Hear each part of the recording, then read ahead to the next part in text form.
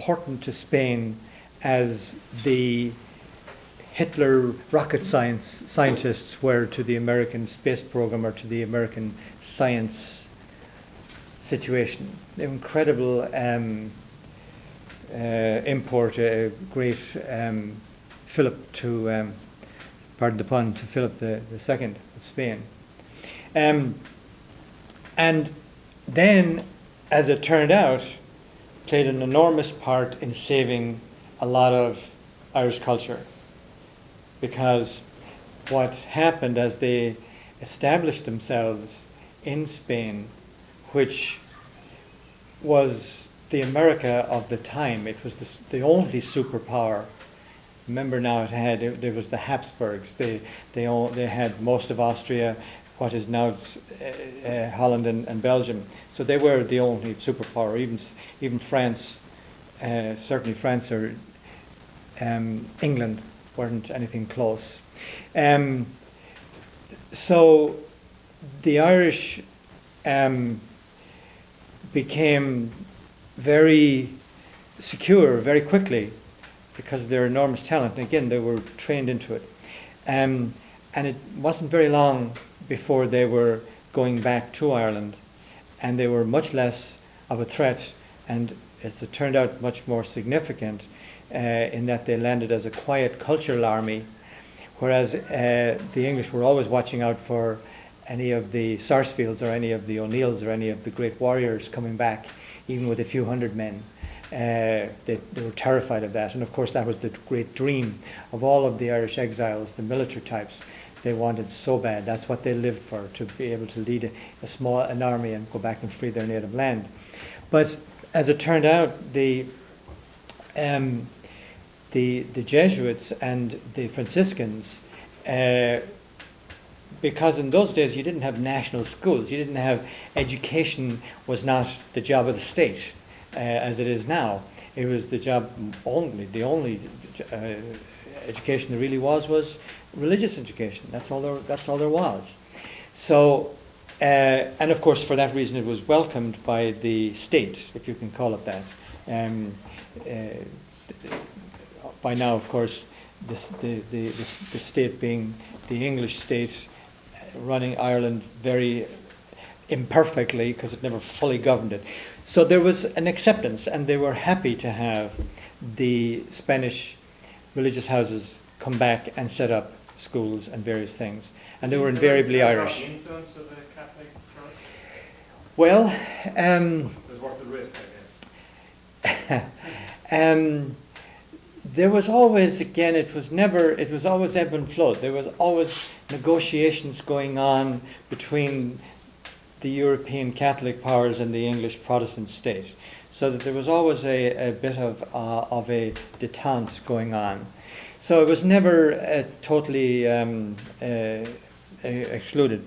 So the result was that there were some very successful convents and not big monastic houses like there had been a few hundred years earlier in the great days of monasticism, but certainly quite a few thriving monastic houses and colleges and schools around.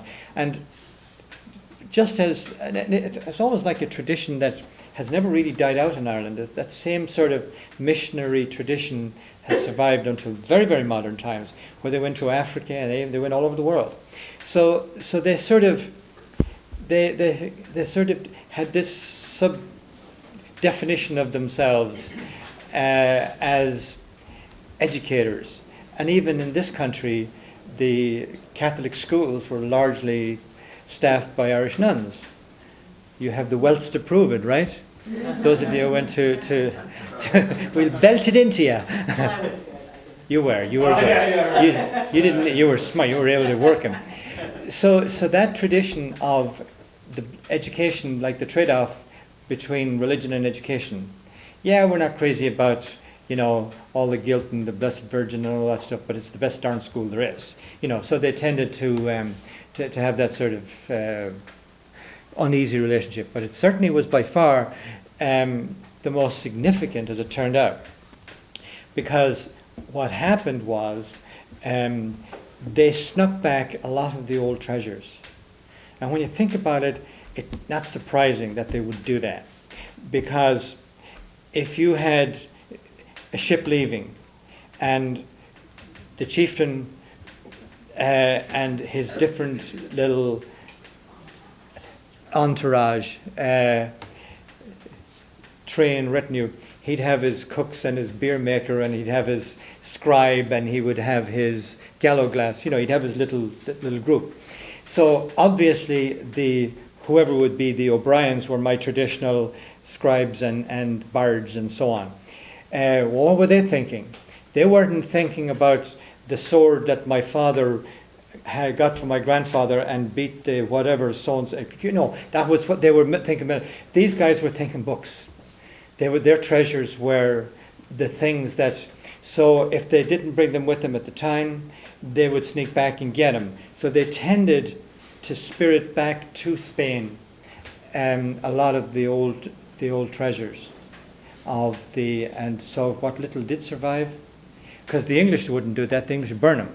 You know, the last thing see that piece of so-and-so, destroy that instantly. So of course, one of the contrabands, if you like, that these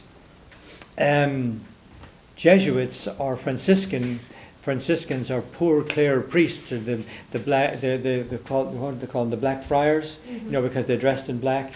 And Cork was a real nest bed. Pardon? Yeah.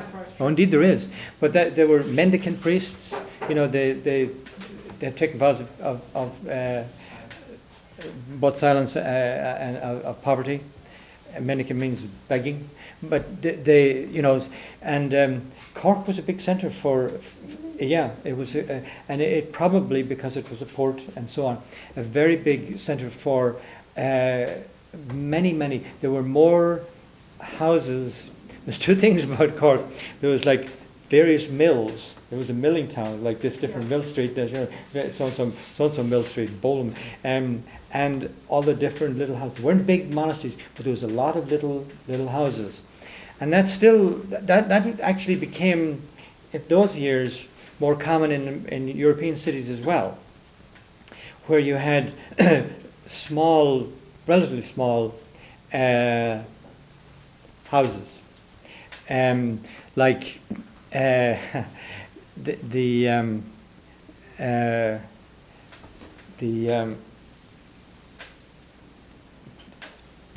Jacobians, the Jacobites.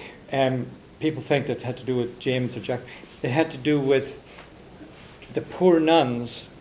This was in France during the Revolution, and they were the nuns of St. James Street, and their building had been taken over, and they were kicked out. And this faction in the French Revolution set up their headquarters there because they were very opposed to the church, as you know, or any religion thing. They pretty well. It was kind of like the Bolsheviks in Moscow. They tended to destroy them.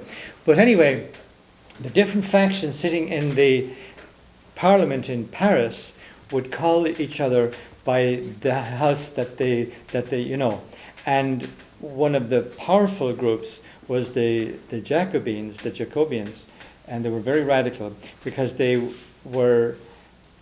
headquarters was in the St. James's Nunnery on James Street, So it wasn't a big place, but it was enough to be recognized. Just a little tidbit there.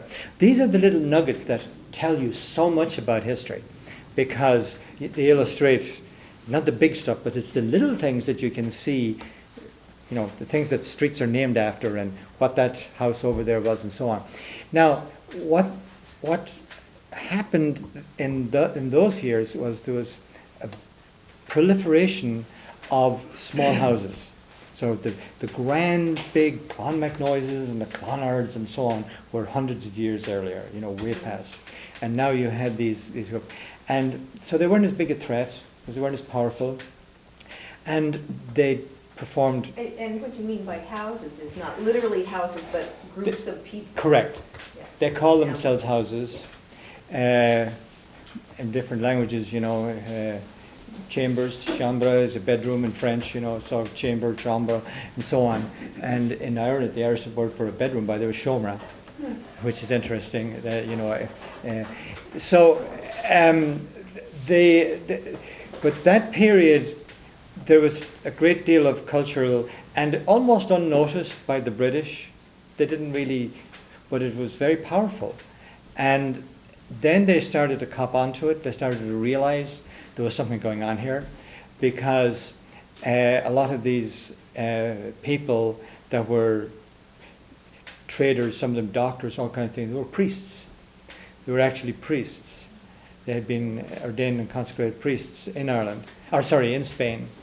And then they really started worrying about that, because, and they were absolutely terrified of Jesuits. To this day, the British are. Whenever I speak or have spoken, or whenever I'm talking to a bunch of, say,